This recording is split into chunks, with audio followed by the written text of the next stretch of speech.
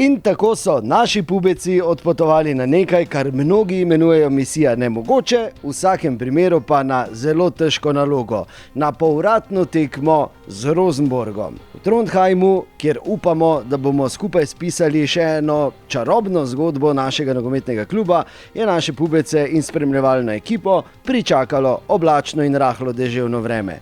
No, naši pubeci so preverili tudi igrišče stadiona Rosenborga. Na prvi tekmi vsi vemo, da nismo bili pravi, oziroma smo dobili gole po naših nekih napakah, ampak na srečo imamo še popravni izpit in pač mislim, da bomo mogli pokazati večjo željo, ko smo na prvi tekmi in sposobni smo doseči tri zadetke, mogoče tudi več, definitivno.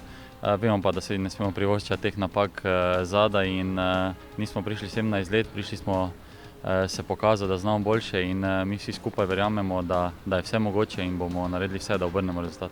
Tekma bo jutri ob 19. Tudi z neposrednim prenosom na Facebooku našega NK Maribora. Začnemo že kakih 10 minut pred 19.